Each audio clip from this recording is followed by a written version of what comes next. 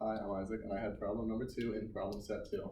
And problem number 2 reads, how many values of x are there between 0 and 2 pi such that the following equation is true? And the following equation is this: 2 cosine squared of x equals 1 minus cosine of 3x. To solve this equation, you're going to need to know these 4 trig identities, which are right here, which read cosine of x plus y equals cosine x cosine y minus sine x sine y. Sine of 2x equals 2 sine x cosine x. Cosine of x plus x equals cosine squared of x minus sine squared of x, and sine squared of x equals 1 minus cosine squared of x. Okay, now to start out solving this, you're going to use this first trig identity here by changing 3x to 2x plus x, and I'll write that down here. And then doing that, and you use this as a trig identity, so then you have 1 minus cosine x cosine 2x minus sine x sine 2x. Then you use the next trig identity to take it to the next step, which is cosine of 2x. It's fine. Yeah. The next trig identity, which is cosine of 2x, and you change that to cosine squared of x minus sine squared of x by splitting it up into x plus x. And then over here, you split up sine of 2x using this trig identity over here, which is the exact same as this, which is 2 sine x cosine x. Okay. The next step is changing sine squared of x using this identity, changing that into 1 minus cosine squared of x. So everything else is the same. The equation now reads 1 minus cosine of x times cosine squared of x minus 1 minus cosine squared of x minus sine of x times 2 sine x cosine x. The next step, you now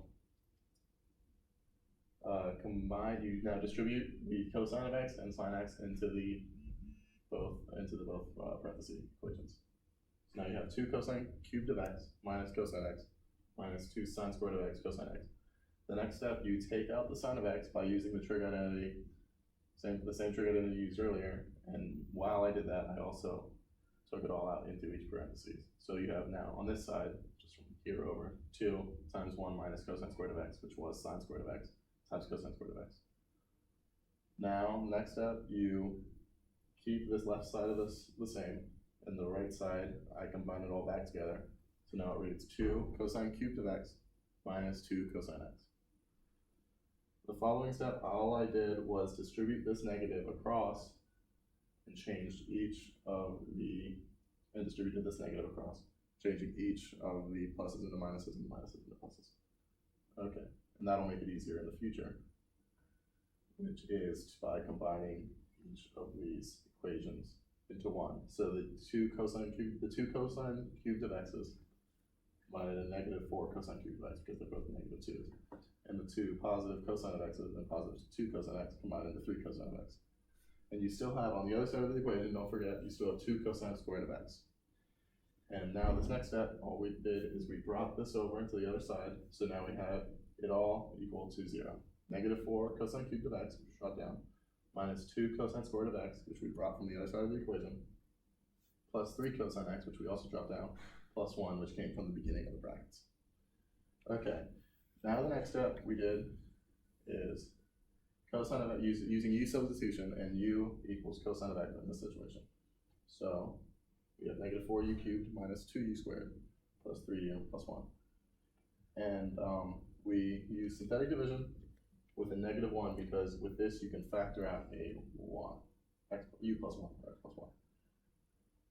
And synthetic division, you drop it down, you multiply it by that, and then add, and I should have explained that better. I'll crop that out, pause that. And doing synthetic division by dropping, you ignore the u's for the moment, at negative 4, negative 2, 3, and 1.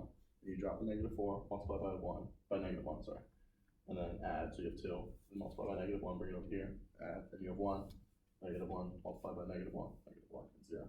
And then you add a u to each of these, except for the last one. So now the equation reads negative 4u squared plus 2u plus 1. We're now going to go over here. Can you see this whiteboard? Yes. Okay. Here's the equation that I rewrote. We use the quadratic formula, which is negative b plus minus the square root of b squared minus 4ac all over to parentheses a. We simplified that to be 1 plus square root of 5 over 4, and 1 minus square root of 5 over 4. So now we have 3 points that we know to be values of x. Yes, between, and they are all between 0 and 2 pi. Negative 1 is one of the points because we factored out the negative 1. And to find the other 2 points, since the answer is 5, as you can see, we have to know the basic graph of a cosine graph, which, as we know, doesn't cross the origin. It goes up and down, kind of like a parabola in between 0 and 2 pi is what you're kind of looking at. And so negative 1 is pointed down here. So there's 1 point. And if you point just a basic area of where negative 1 minus square root of 5 over 4 and 1 plus square root of 5 over 4, you can see that it is going to cross the function twice at each point. So there you have 1, 2, 3, 4, 5 values of x to solve the problem. So the answer is 5.